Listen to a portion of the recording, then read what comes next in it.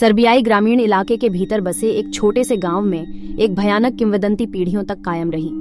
यह एक कहानी थी जो बुजुर्गों ने अपने बड़े बड़े आंखों वाले पोते पोतियों को फुसफुसाकर सुनाई थी।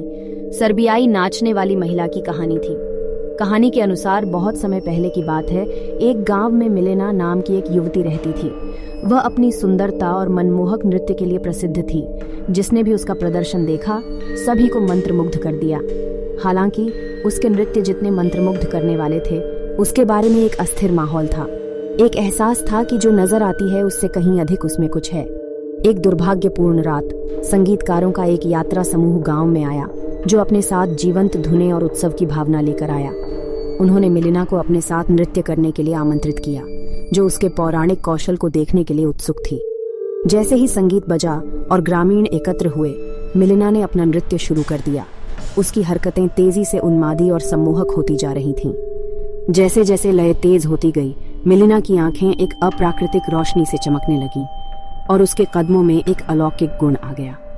जब उसका नृत्य और अधिक अनियमित और जंगली हो गया, तो गांव वाले विस्मय और आतंक दोनों से देखते रहे। संगीतकारों को उन्मत्त गति को बनाए रखने के लिए संघर्ष करना पड़ा। उनके सुर बेसुरे हो गए। अचानक एक अंतिम भयावह रूप से सुंदर छलांग के साथ मिलिना जमीन पर गिर पड़ी। उसका शरीर गतिहीन हो गया। संगीत अचानक बंद हो गया और गांव के चौराहे पर एक भयानक सन्नाटा छा गया। ग्रामीण उसकी ओर दौड़े, लेकिन पता चला कि मिलिना की नब्ज नहीं चल रही थी।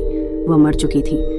इसके बाद के दिनों में गांव में अजीब घटनाएं घटी। लोगों ने हवा में बहते संगीत की धीमी आवाज सुनने का दावा किया और कुछ ने कसम खाई कि उन्होंने एक छायादार आकृति देखी, जो फटे हुए कपड़े पहने चांदनी में नृत्य कर रही थी। ग्रामीण सर्बियाई नृत्यांगना से डरने लगे।